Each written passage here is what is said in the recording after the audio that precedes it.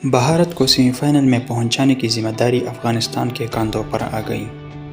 ٹی20 world cup کے super 12 مرحلوں میں 6 ٹیموں کو 2 گروپوں میں تقسیم کیا گیا ہے، جبکہ ہر گروپ میں شامل ٹیمیں 5 میچز کھیلیں گی اور ٹاپ 2 ٹیمیں سیمی فائنل کے لیے کوالیفائی کریں گی۔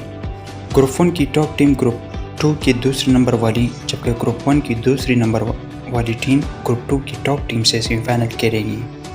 پاکستان گروپ 2 میں مسلسل 4 میچز جیت کر پہلے ہی سیمی فائنل میں اپنی جگہ بنا چکا ہے، جبکہ گروپ کی 6 ٹیموں کو اپنا آخری میچ ابھی کھیلنا ہے۔ نیمبیا اور اسکاٹ لینڈ پہلے سے ہی سیمی فائنل کی ریس سے باہر ہو گئے ہیں۔ جمعے کے روز پہلے نیوزی لینڈ نے نیمبیا اور پھر بھارت نے اسکاٹ لینڈ کے خلاف شاندار فتح حاصل کی۔ گروپ 2 میں پاکستان 8 پوائنٹس کے ساتھ پہلے، نیوزی لینڈ 6 پوائنٹس کے ساتھ دوسرے نمبر پر، بھارت 4 پوائنٹس کے ساتھ تیسرے نمبر اور افغانستان 4 پوائنٹس پر رن ریٹ کم ہونے کی وجہ سے چوتھے نمبر پر ہے۔ بھارت نے اسکاٹ لینڈ کو یک طرفہ مقابلے کے بعد 8 وکٹوں سے شکست دے کر گروپ 2 میں اپنا رن ریٹ پاکستان، افغانستان اور نیوزی لینڈ سے بہتر کر لیا ہے۔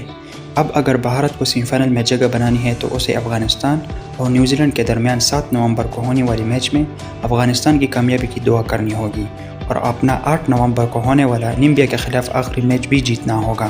اگر نیوزی لینڈ 7 نومبر کو افغانستان کو شکست دے دیتا ہے تو بھارت کی سیمی فائنل میں پہنچنے کی تمام امیدوں پر پانی چڑھ جائے گا۔ نیوزی لینڈ 8 پوائنٹس کے ساتھ گروپ 2 سے سیمی فائنل میں پہنچنے والی دوسری ٹیم بن جائے گی، جبکہ بھارت اور افغانستان اپنی واپسی کی ٹکٹ کٹوائیں گے۔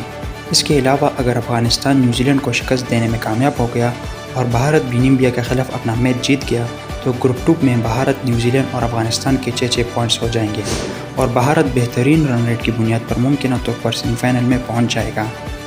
اس لیے اب بھارت کو سیمی فائنل میں پہنچانے کی ذمہ داری ایک طرح سے افغانستان کے کاندھوں پر آ گئی ہے۔ واضح ہے کہ پاکستان نے اپنا آخری میچ 7 نومبر کو اسکاٹ لینڈ کے خلاف کھیلنا ہے۔